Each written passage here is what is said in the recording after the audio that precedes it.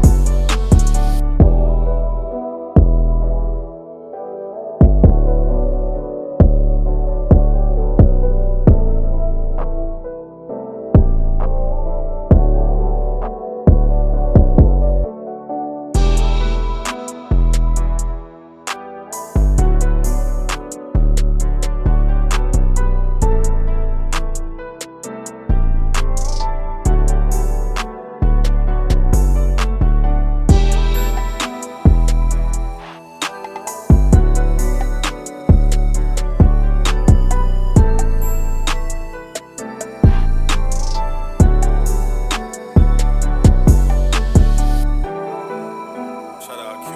Shout out Q.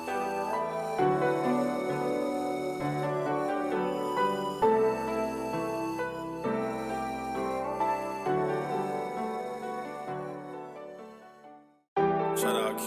Shout out Q.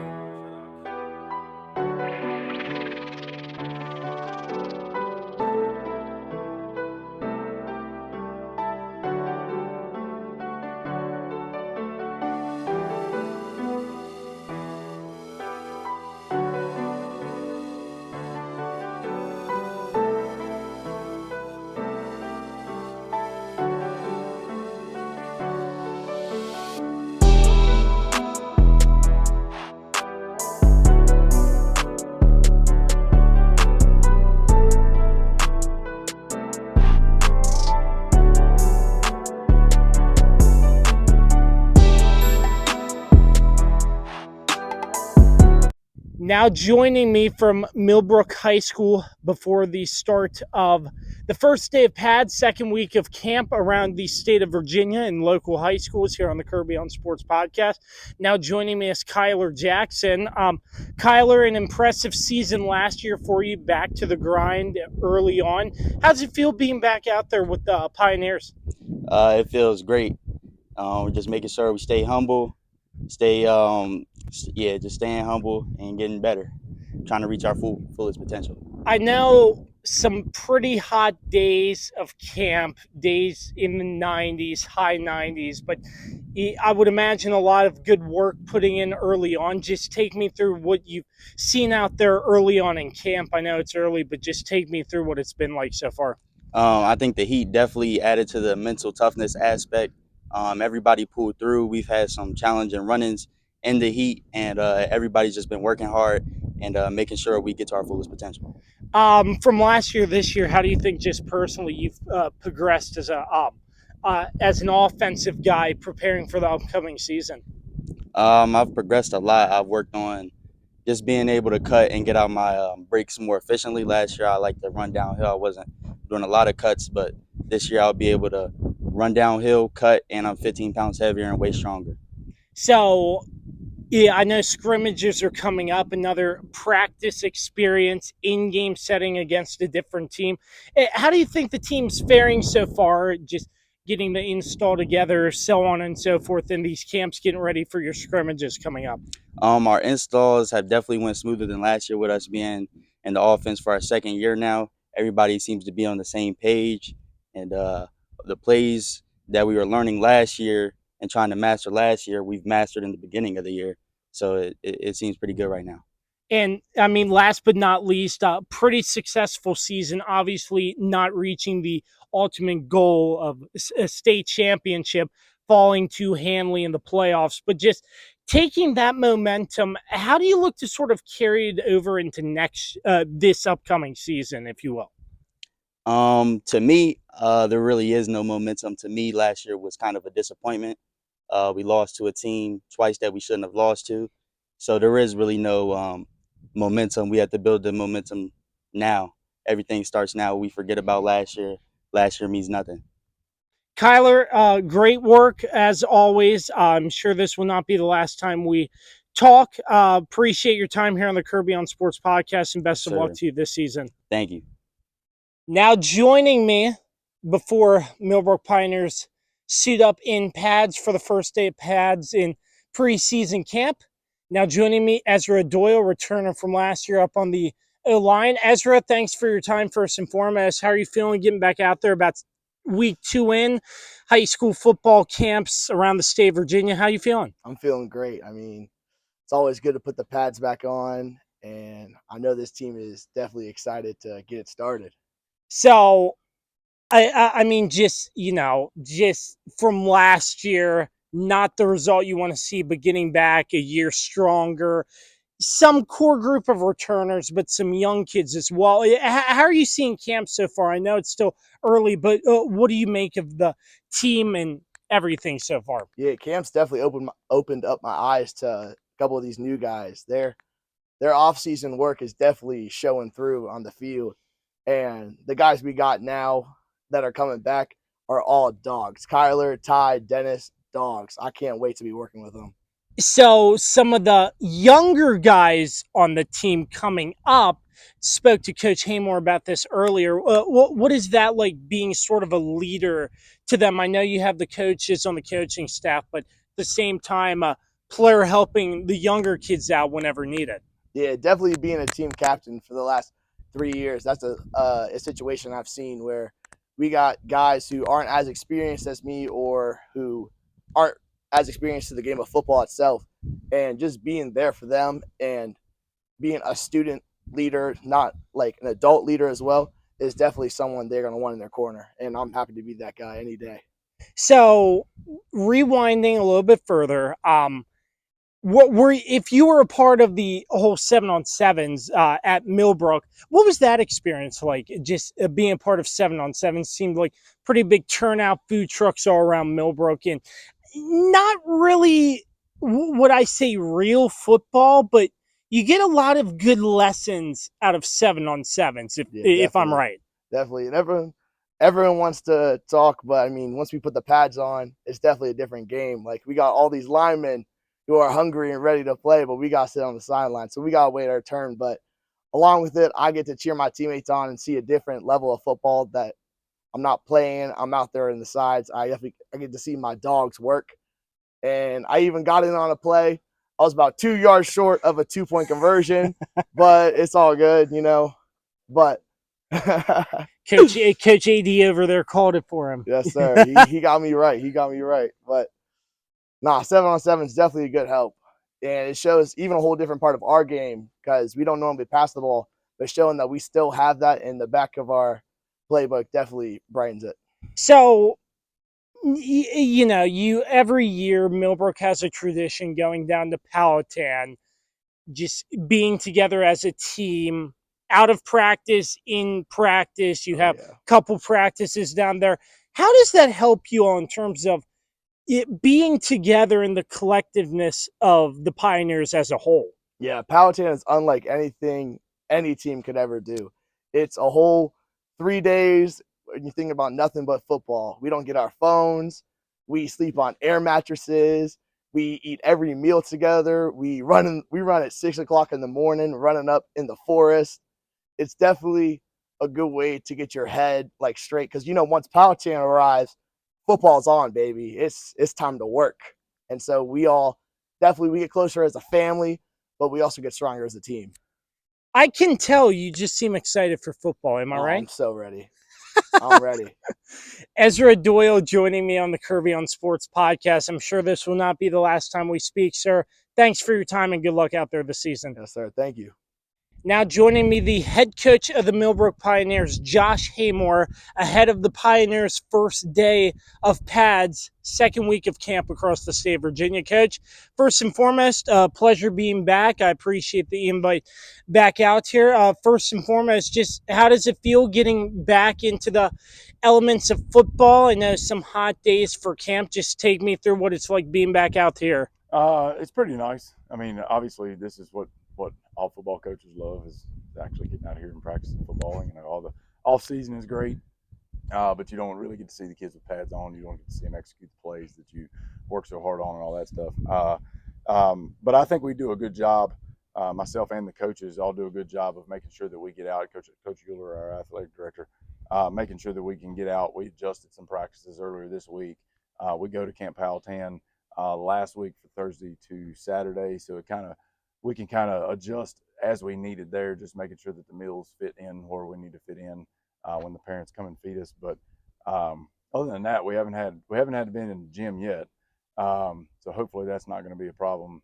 I have a feeling tomorrow it will be because they've got a hurricane coming. But it's been great getting out here, just being with the guys instead of just being in the weight room. So even rewind before the start of camp, the Pioneers, I'm not sure if it was the football program, I would assume it was, but food trucks, free admission, 7-on-7s against local schools. I know 7-on-7's not really like accurate description of football, but you're still getting reps, multiple games in a day. What was that like putting on 7-on-7s at Millbrook? It was good. That was kind of a big time joint effort with Coach Rohrbaugh over at Shenandoah. He put it together and everything, but it was kind of a joint thing because they had it at Millbrook because we got the space for the fields. But it was good. I mean, just getting out here and doing a little bit of football, throwing the ball around. We concentrated a lot on what we did on defense because, as you know, we threw the ball 22 times last year.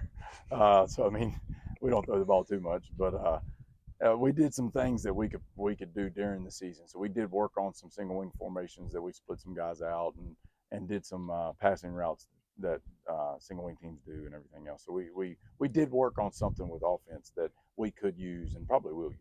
So 7-on-7s leading up to camp for your players who participated. Do you think that gained sort of a competitive advantage in terms of a more easier time installing stuff at camp from 7-on-7s? Just take me through what that's like.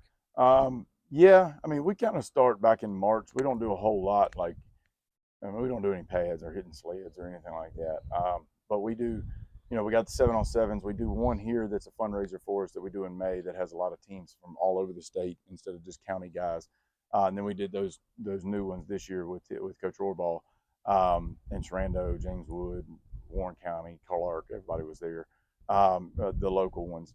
But then we also do camps, amongst ourselves as a Pioneer camp where we can get out and we install plays and then we run those plays throughout the summer, just periodically once or twice a week, just to keep it in their minds and all that. But we don't do a whole lot. It's more competitions and stuff like that. But it's great to to get out there, whether it's 7-on-7s or it's a camp or whatever it is, it's just great to get out here and do any kind of football. It's awesome. Absolutely. So just going back to camp, I know it's still pretty early, but returner on the offensive side of the football and Kyler, who made a big impact for your team this year. Although it's early, just looking at some of those key returners for your Pioneers football team, just looking, how do you see that they're doing so far, progressing into camp leading up to scrimmages coming up next week for you all? I think it's the same thing as kind of what Kyler said. Being in the offense 2 years in a row, our defense, we are making a few changes this year because we did appoint an actual defensive coordinator besides me doing it. So I mean, I think defensively we got a little bit of a learning curve. We need to make sure we get in there, but I think it's been good for our guys. But offensively, I think with Kyler and Ty and Ezra and Devontae played a bunch last year, and Trey White and those guys, a lot of the guys that even though they weren't slated as starters last year got a lot of reps, game time reps inside of there too. I think it's been good staying in this offense because now they understand the way to block. They understand the rules of what we're trying to accomplish on each play. So I think it's with those guys returning, I think it really helps us with experience, with leadership, because now they can focus on leading as opposed to memorizing what they need to do on each play. So it's sort of leading up to your scrimmages coming up. I know it's another chance, another opportunity to get reps, but against a different team and sort of like a game setting. Just take me through what you're looking to see from your guys progressing through camp up into your scrimmages. I mean, through camp and being with ourselves, it's difficult. I mean, we'll have some scrimmages and we'll do some live hitting stuff today and all that stuff, but like I think I want to see some guys separate themselves. Offensive side of the ball, I want to see our tailbacks. Like we got about 4 of them that will replace what Jonah Myhill did last year. I want to see them. I'm trying to keep them at the same level and the same amount of reps until we get to those scrimmages, and that kind of release them and let them get the same amount of reps, but let them see that, hey, there is a separation between them. Let it naturally do that. On each one of them, and then we can start kind of narrowing it down who's going to take the most reps that way. But I want to see them kind of separate themselves during the scrimmages, during practice. We want to make sure that we understand what we're doing, the footwork, the mechanics, the fundamentals, and being perfect in all those aspects. So obviously with your unique offense in the single wing, and you don't have to go into too much detail, but with like newer, younger players coming up into your offense with the returning guys that you have, is it sort of easier or more of a challenge evaluating and figure out where you can plug and play different players to get the best production out of your offense, if you get what I mean? Yeah. Coach Ferda he's our JV head coach, and all of our JV guys last year and this year, they're great. I mean, obviously I wouldn't hire them, or a coach wouldn't hire them if they weren't good. But I think Ferda does a really, really good job of really staying consistent with what we do. Same calls, same play, same formation, same all of that. So when the guys come up, but then also during the summer when we don't really have there's no depth chart kind of right now, everybody's getting reps. So it's they've already had it last year. It's not as intense as what varsity did, but it's still the base plays that we want to make sure that they understand and master. So when they get up here, they say, oh, okay, I remember what power play is. I remember what the trap is and all that stuff. So it's just bleeds right through it. But I think we don't separate JV and varsity in schemes and things like that as much as I think some teams do, to try to give like the head coach of JV a little bit more of what what am I trying to say here? Like their own type of team. Like he does a good job. He loves the single wing. He loves our defense. Like he runs the exact same thing, same exact fundamentals. They go to camp with us, but the 9th graders don't. The coaches do, so they can see what we do as varsity guys and carry it over with the JV guys on the first 3 days too. So I mean, I think it's a lot of credit to what Ferda does down on the JV level to really take those guys and make them understand, like, we're preparing you for varsity. Like we don't want any kind of hiccups. Go, and we haven't. Some years we haven't had that. So, do you find that some of your returners, your older veterans, if you will, of the Millbrook Pioneers football team, in a leadership role, sort of coaching up the younger guys in a way, in sort of a leadership role? If you've seen anything like that. Oh yeah, Kyler does a good job. Dennis does a really good job. Ty and Ezra, the guys on offense, and they're also on defense. I mean, so they've done a really good job of making sure they get their reps. But then also, like when the other guys are going, it's watching them and not just standing back and joking and all that stuff, but making sure that they're doing the right things. Or with numbers, obviously, and all around in football is, hopping over on scout team and still helping them, still being good leaders. But they've done a good job. I mean, I think with Ezra, we have a thing called the Varsity Senate. With Ezra and Kyler coming back and being on the Varsity Senate, which is basically our captains, they've learned that you can't, as an older guy, just get your reps and then sit back and play around. Like, the program needs older guys to develop those younger guys and teach them the exact same things that they learned when they were their age. And I think we've done a good job of creating those leaders that learn how to do that throughout their entire 4 years. So last but not least, rewinding, because I forgot to mention it at the start, how'd Powhatan go for you all? Oh, it's great. They got closer to being in shape. There was a lot of mental things, because I mean, with just helmets on, I mean, how much can you really do on defense and things like that? We did some tackling drills, but it was a low impact things you can do with just a helmet on. Teaching techniques and fundamentals. We focus a lot of that on team building and being with each other for 3 days. Like, we had to push some practices back because it was going to be, ungodly hot at our actual practice time. So we pushed them back, but which gave us more hours during the day. They had no cell phones. They got their cell phones at night. So, I mean, like, for 30 minutes or an hour or whatever it was.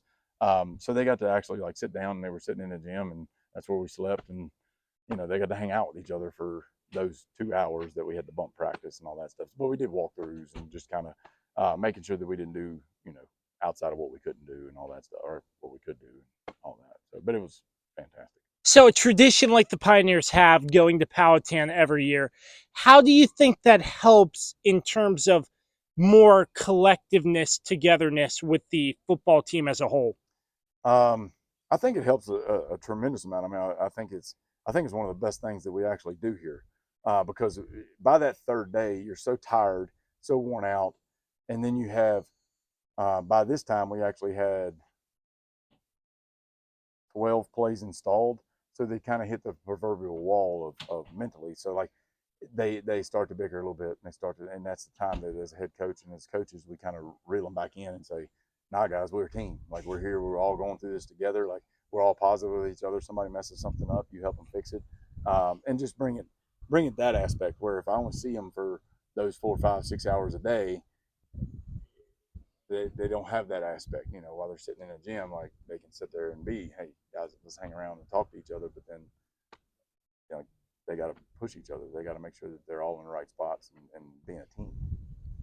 Coach Josh Haymore joining me once again on the Kirby on Sports podcast as we enter the second week of football camps across the state of Virginia. Coach, as always, an honor and a pleasure. I'm sure this will not be the last time we speak. Thanks so much for your time, and best of luck to you this year. Thank you. I appreciate it.